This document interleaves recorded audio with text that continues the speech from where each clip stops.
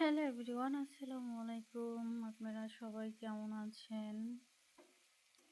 আজকে একটা রেসিপি নিয়ে আপনাদের মাঝে আবারও হাজির হলাম। আজকের রেসিপিটা হলো কিন্তু টমেটোর চাটনি।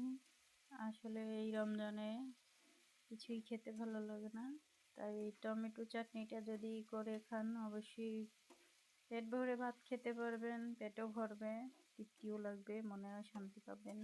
একটু হয়তো টক লাগবে, ঝাল ঝাল, একটু ঝাল ঝাল দিয়ে রান্না করলে খেতে কিন্তু বেশ ভালো লাগে। আমার কাছে ভালো লাগে, আপনাদের কাছে কেমন লাগে কমেন্ট করে জানাবেন। অবশ্যই এরকমই রান্না করে খাবেন।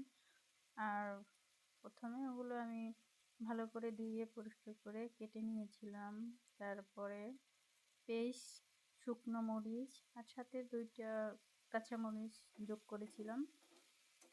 ওগুলো ভালো করে একটু ভেজে নিয়েছি। তারপর সামান্য পরিমাণ হলুদের গুঁড়ো দিলাম, দিয়ে ওইটা অনেকটা সময় একটু ভাজা ভাজা করে নিলাম। সামান্য পানি অ্যাড করলাম যাতে পুড়ে না যায় মশলাটা। সামান্য পানি অ্যাড করে একটু ভাজা ভাজা একটা ঘেরান আসছে, তারপর টমেটো কাটাটা দিয়ে দিলাম। ওগুলো আসলে স্কিপ হয়ে গেছে তাই আর কি বলে দিলাম। তারপর আমি টমেটোটা দিয়ে দিলাম, কাটা টমেটোটা। এটা অনেকটা সময় নিয়ে একটু ভাজা ভাজা করব। আর এটা আমি আসলে পানি অ্যাড করি না, আর চাইলে সামান্য পানি অ্যাড করতে পারেন সেদ্ধ হওয়ার জন্য। বেশি করে একটু নাড়াচাড়া করলে, পানি অ্যাড না করলেও হয়। তারপরে সেদ্ধ হওয়ার জন্য যদি মন চায় পানি অ্যাড করতে পারেন। যেহেতু এখানে আমি পাকা টমেটো দিয়ে এটা করছি, তাই পানি অ্যাড না করলেও হয়। যেহেতু আপনি মশলা ভুনার সময় পানি যোগ করেছিলেন, সেক্ষেত্রে আপনার আর পানি না দিলেও হয়।